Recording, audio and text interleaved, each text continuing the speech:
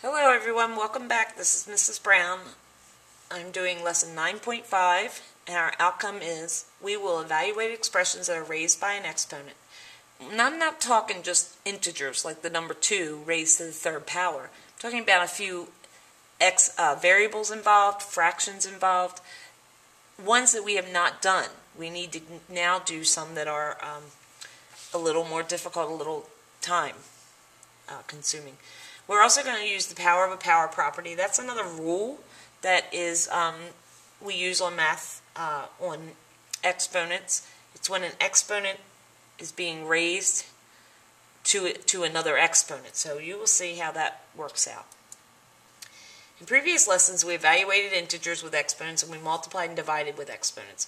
But how would you evaluate an expression that is being raised to a power when it contains a variable or is in fraction form? Here's some with variables.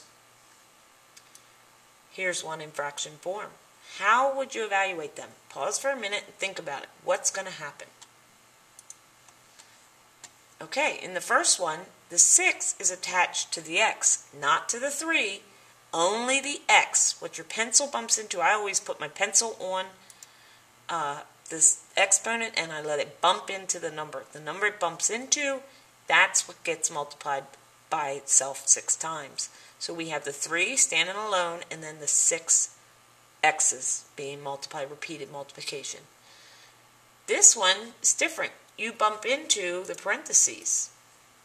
That's saying that everything on the inside, everything gets multiplied by itself 6 times. So 3x times 3x times 3x.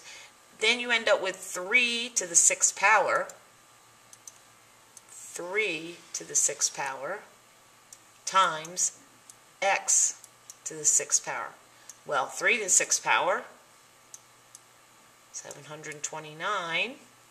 And x to the 6th power, we have no idea what x is, so we'll leave it at that. And you end up with that. There's a huge difference. Make sure you know when there's parentheses, everything inside gets multiplied by the exponent on the outside. Now, I could put this in parentheses rather easily. However, it's still telling me only the 6 is getting multiplied because there's nothing on the outside. If I put a 2 here, which is the product power to a power rule we'll talk about a little bit later, that's a whole nother ball game. Okay? That's saying that 3x to the 6th power is also being multiplied twice, the whole thing. So 3x to the 6th times 3x to the 6th, and we would be putting this whole thing in parentheses. Okay, we'll talk about that. Fraction form. What does this mean? Where have you seen this? Same rules apply to exponents, fractions. Same rules apply as it does with integers. It's saying that 2/3 is times itself 3 times. Okay, and then you just solve it out. 2 times 2 is 4, times 2 is 8. And 3 times 3 is 9, times 3 is 27.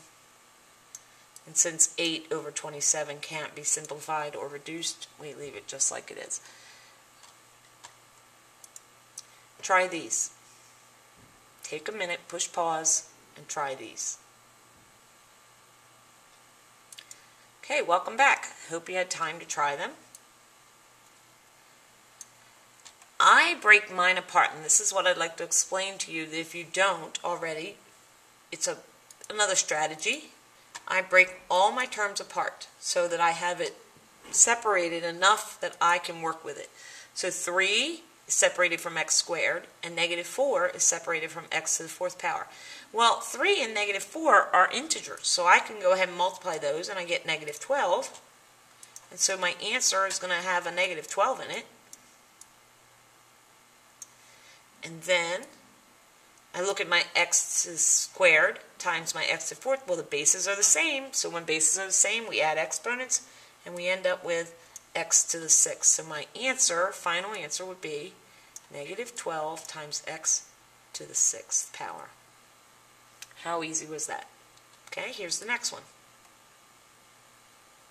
2 to the 5th is the same as saying 2 to the 5th times 2 to the 5th raised to the third power, is 2 to the 5th times 2 to the 5th times, I'm not saying it correctly, please excuse me, 2 over 5 to the third power is the same as 2 over 5 times 2 over 5 times 2 over 5, which equals, forgot my equal sign, or you can barely see it, 8 over 125. How about this one? This was the third one on that page. Separate it first. That makes it easier. I separated all parts. -2 times a times b squared times 5 times h cubed times b times c. There was no c there. I wonder what's going to happen with that. Well, our two integers, -2 and 5, get multiplied, and we end up with -10. So my answer is going to include -10. And then my a, there was no exponent here. So if there is no exponent, it's assumed to be 1. We can see that there. A to the first power times a to the third power is a to the fourth. So -10 a to the fourth. b to the second times b, which we can say is b to the first. Again, there goes that exponent. B to the 2 plus 1 equals B to the third. Okay. Any questions on how you do those? Oh, forgot C, sorry. C comes along for the ride because it is nothing. It has to multiply by nothing. Now, that doesn't mean 0. We can't say we're multiplying it by 0. There's nothing to multiply it with, so we just place it at the end. Okay. Or if it were B with no value, we place it where B is, and C would have its exponent. Okay, power to a power rule. Power to a power rule is like multiplying exponents over exponents. So we have x to the third, and then that squared. It is like saying x to the third times x to the third, and we get x to the 3 plus 3, which is x to the sixth. Be on the lookout for a connection between this x to the 6th power and these numbers right there. What do you think? Let's try another one. Here's y to the 4th being raised to the 5th. So, written out, it's y to the 4th times y to the 4th times y to the 4th times y to the 4th times y to the 4th. 5 times. It's like saying y to the 4 plus 4 plus 4, because remember, bases are the same. Keep the base, add the exponents, and you get y to the 20th. Can you see the connection between this y to the 20th and this y to the 4 times 5, or 4 raised to the 5th? Oh, I think I gave away the secret. There was the secret. Sorry about that. It's multiplication. We multiply. When you're raising a power to a power, instead of adding now, we multiply. So try these.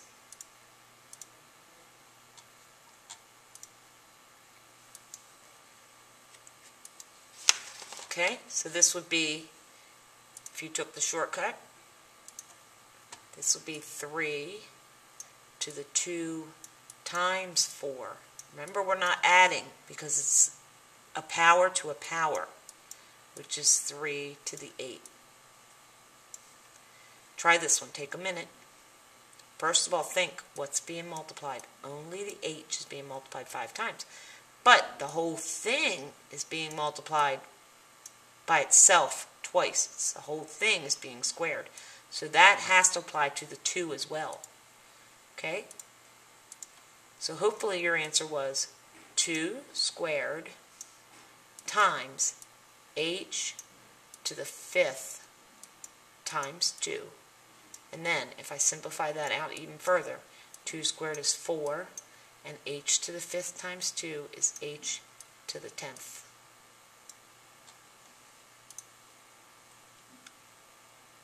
Okay, try this one. A little more difficult.